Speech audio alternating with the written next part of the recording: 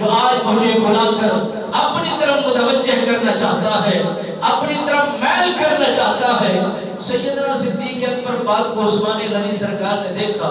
ٹھہر گئے، رک گئے۔ حضرت عثمان غنی رضی اللہ تعالیٰ عنہ سرکار نے پوچھنا کیا، اے ابو بکر آپ کو خیریت تو ہے؟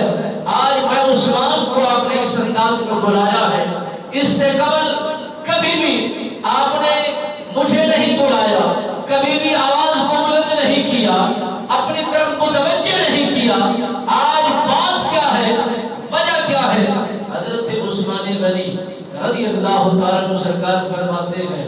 کہ میں نے حضرت سیدنا صدیق اکبر کی طرف متوجہ ہو کر جب یہ بات کہی تو حضرت سیدنا صدیق اکبر پاک نے فرمایا، اے عثمان،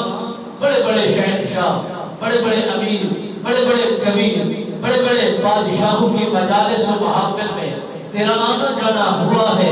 اور تجھے خبر ہے کہ محافل میں، مجالس میں، شہنشاہوں کی درباروں میں کیسے آنا جانا ہوا کرتا ہے، اور کیسے ہی گفتار شروع کی جاتی ہے، گفتگو کا انداز اپنایا جاتا ہے،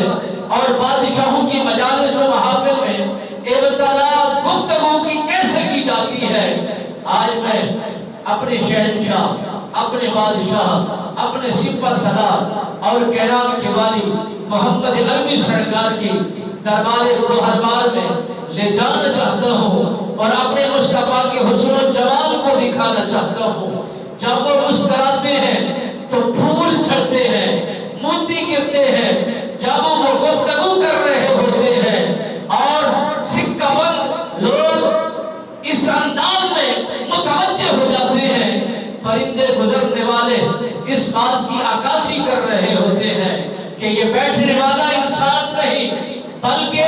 یہ بت ہے، نہ ہلتا ہے، نہ جلتا ہے، نہ حرکت کرتا ہے، نہ ہی جسم میں حرکت ہے، یہ اتنا سکہ بند انسان بن کے بیٹھ کر مصطفیٰ کی گفتگو کو سنتے ہیں۔ اور جب آپ سرکار اپنے